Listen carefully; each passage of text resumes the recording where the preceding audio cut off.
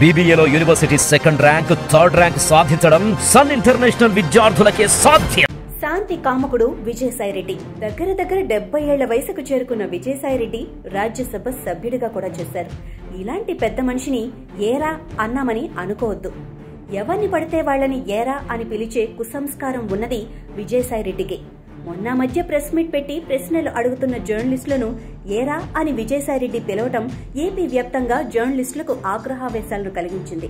ఈ నేపథ్యంలో జర్నలిస్టు సంఘాలు ఆందోళనకు సిద్ధమయ్యాయి. రాజ్యసభ సభ్యులు విజయసాయిరెడ్డి తన హోదాను, వయసును మరిచి మీడియా సంస్థలపై, జర్నలిస్టులపైన నోరు పారేసుకోవటాన్ని గురువారం ఉదయం 11 గంటలకు విజయవాడలోని ధర్నా చౌక్ లో జర్నలిస్టుల జేఏసీ ఆధ్వర్యంలో ధర్నా కార్యక్రమం నిర్వహించారు. ఈ కార్యక్రమంలో జర్నలిస్ట్ సంఘాల నాయకులు, మీడియా ప్రతినిధులు పాల్గొన్నారు. ఇదిలా ఉంటే జర్నలిస్టులను ఏరా అని పిలుస్తున్న విజయసాయిరెడ్డికి బుద్ధి రావాలి అంటే ఆయనకు సంబంధించిన వార్త రాసినా, చదివినా ఆయన పేరు ముందు ఏరా అనే విశ్లేషణని చేర్చాలన్న అభిప్రాయాన్ని పలువురు జర్నలిస్టులు వ్యక్తం చేస్తున్నారు. ఎప్పుడు ఎక్కడ విజయసాయిరెడ్డి పేరును ఉదాహరించాలన్నా ఆ పేరును ఏరా విజయసాయిరెడ్డి అని పేర్కొనాలన్న అభిప్రాయాలు వ్యక్తమవుతున్నాయి. ఇది ఏరా విజయసాయిరెడ్డిని దారిలో పెట్టి కరెక్ట్ గాంధీగిరి అవుతుందని అంటున్నారు.